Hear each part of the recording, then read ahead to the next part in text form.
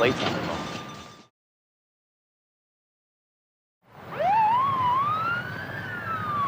Some experts have counted as many as 33 different sources of stress in police work.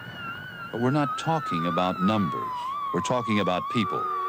What can the policeman do, if anything, to reduce or avoid the effects of stress? Police work is dirty work. Yeah. I said, take the filter tip off the cigarette. And I said, put it up both nostrils while you're in and around handling the body. They didn't know whether I was kidding them or not. I actually was trying to help them. I said, it's very, very important, though, for you to understand.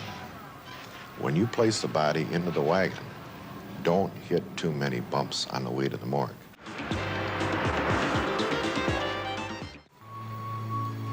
It was a quiet Sunday morning. In fact, we were getting ready to quit.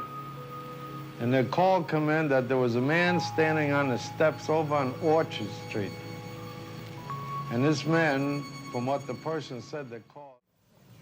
You can't really plan things in advance, you know, with this job here, because something might come up where you have to go to court, or that your days off are canceled because of some situation.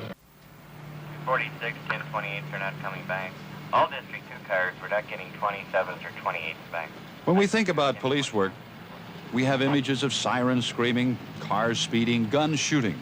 At the moment, 246, I'm not even getting those. That's what we get from television. The fact is, much of the job is strictly routine. A lot of it is boring. Now I have it. Tom X-ray 245 is clear. KSB 233. But can a cop ever take it easy? We received this radio call, a routine burglar alarm call at the tavern over here. And me and my partner pulled up in front of the tavern. We looked through the window of the front door and observed a male by the pool table. Person answered the door. We advised him that his burglar alarm went off, and he stated that he was the owner of the place and that he failed to call in and let him know that he was opening up. So with this, we left the tavern and got back in our squad car. You have to look at people and be very, very cautious in order to not get hurt, and also to prevent other people from getting hurt. You can't just take people at face value. They're suspicious, they're defensive and on guard. They have to be in order to survive. It was a rainy night. It just had stopped raining. And we were parked right here at Ogden and Homan. Officer Tom Fitzgerald and his partner were on a routine patrol. Nothing big going down, just a car that attracted their attention. We observed a vehicle pull out of the alley here, just like this vehicle over here, cross the street, and go into the alley here. My partner and I were curious why they were cruising the alleys of Ogden Avenue. And when I turned into the alley, I observed a vehicle approximately where this white vehicle is right here by the telephone pole. When the vehicle we were following reached the mouth of the alley, it failed to stop and turn left on the Trumbull. So at this time, we hit the car with our spotlight and pulled them over right in front of this house here, 1924 South Trumbull. Address I remember. As they exited the squad car, I observed there was three people, two in the front seat, one in the back seat. The man in the back seat, I recall very plainly, had a gold earring on. As I walked to the side of the vehicle, the passenger in the front stepped out of the automobile. So he stands up on the curb. As he steps up on the curb, he had a 3/4 length leather jacket on. He raised his right arm and dropped a double-barrel sawed-off shotgun under his arm, which he grabbed with his left hand, and he stuck it in my abdomen. At which time I reached across, and I grabbed the end of the shotgun, and we began to struggle over the shotgun, and at the same time, I drew my own revolver. The offender fired, and he struck me in the right side and the right arm. My partner ran over. He got the radio from me and called for assistance. I was taken to St. Anthony's Hospital. I was hospitalized at St. Anthony's Hospital for approximately a month. I underwent surgery twice to repair the arm. We add a little physical calisthenics before they start shooting, get their heart pumped a little bit. They do a little bit of running. Each officer is told that they will confront targets, that he is to fire normally 2 rounds per target he feels should be fired upon.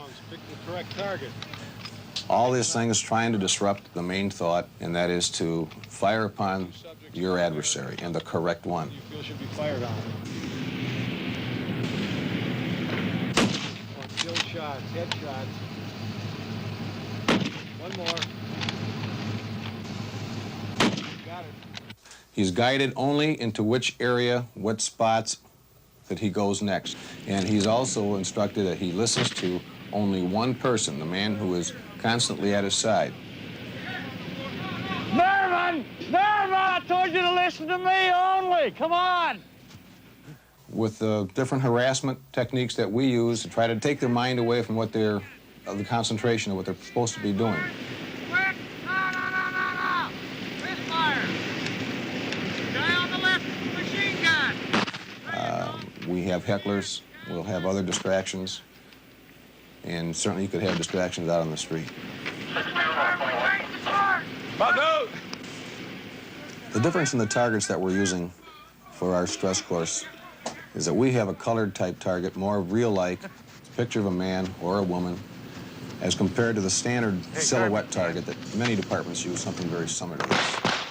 It forces the officer to look at what's in those people's hands for weapons. A little more psychological effect that somebody's looking back at them, perhaps. The biggest thing is they're different targets, each one. And I think that also increases some of their apprehension. Right there. The good guy, the good guy. That's it. Every target that I faced that returned to me, no matter what course it was, we fired upon. And that's just not the way it is out on the street. You just can't be firing your gun at everybody that you see. You have to make a decision. And this particular course forces them to decide which ones to fire upon, which ones not to fire upon, and I think that's very important.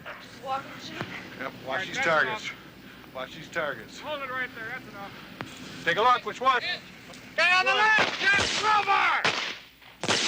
Got the cop again. The point is, we want them to realize they're going to make mistakes. They're under a tremendous amount of stress in this particular course as compared to all the other courses that they've gone through.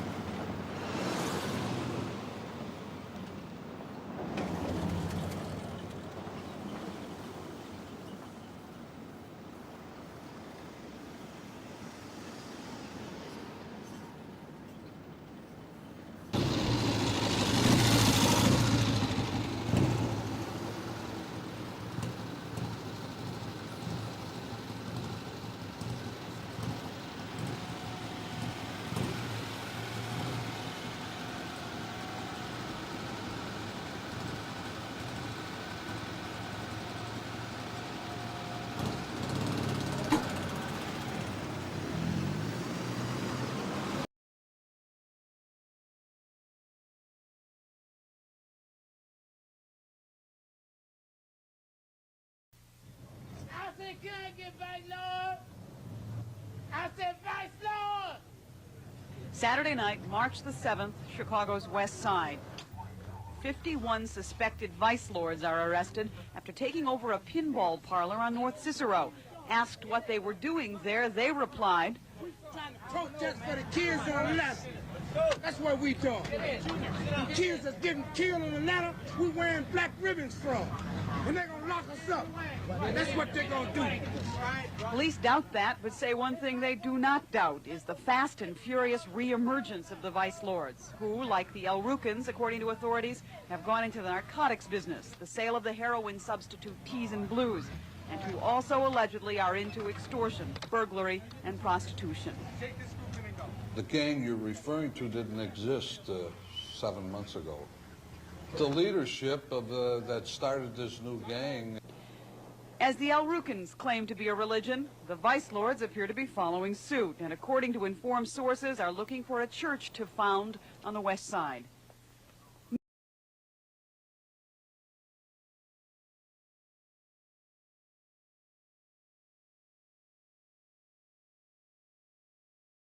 Neil Sullivan watched the Latino gangs grow in the mid-70s.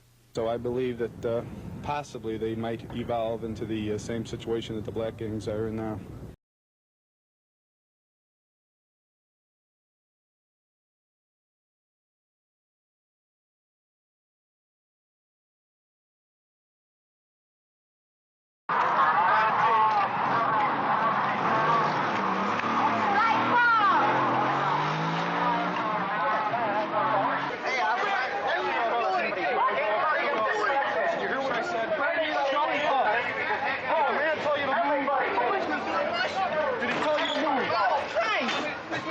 Wait a minute, wait.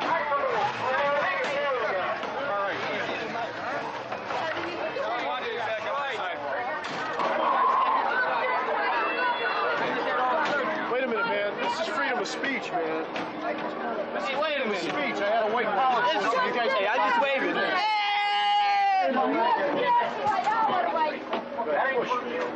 Oh, just get it? Okay.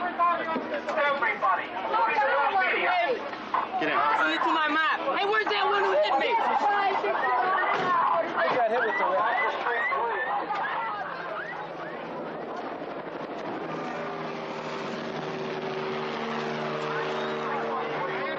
Get over there. All right, I will.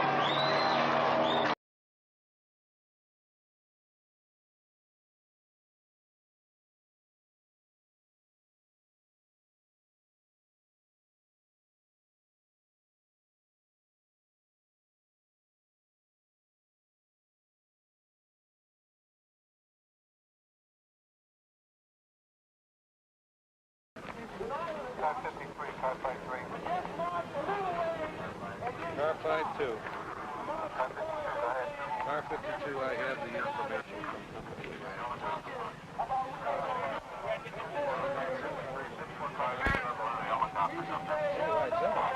I got it already. I acknowledge it. We got it marching in now. I want the press pushed back. I don't care to be discussing tactics. Move on back, do we? The one platoon put the lieutenant over at 69th and bring the captain and 2 platoons down here. Captain and 2 platoons, huh?